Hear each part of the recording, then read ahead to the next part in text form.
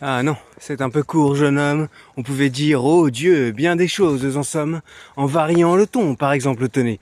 Agressif. Moi, monsieur, si j'avais un tel nez, il faudrait sur le champ que je me l'amputasse. Amical, mais il doit tremper dans votre tasse.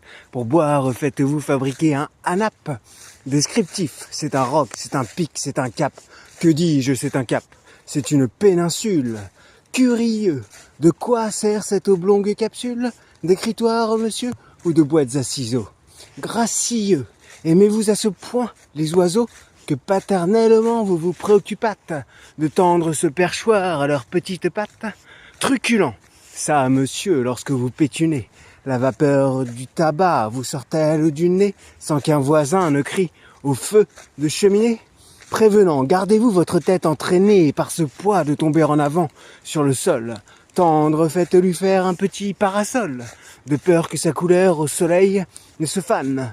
Pédant, l'animal seul, monsieur, qu'Aristophane appelle hippocampe, éléphanto, camélos, dut avoir sous le front tant de chair sur tant d'os.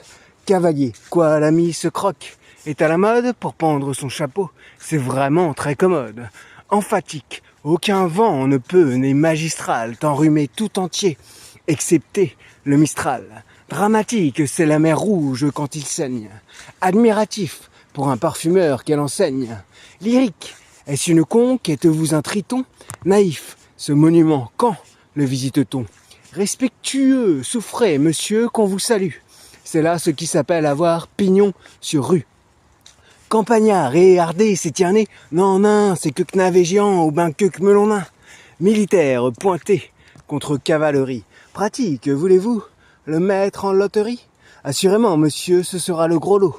Enfin, parodiant, pyrame en un sanglot, le voilà donc, ce nez qui des traits de son maître a détruit l'harmonie. Il en rougit, le traître. Voilà ce qu'à peu près, mon cher, vous m'auriez dit, si vous aviez un peu de lettres et d'esprit. Mais d'esprit, oh, le plus lamentable des êtres, vous n'en eûtes jamais un atome, et de lettres, vous n'avez que les trois qui forment le mot sot.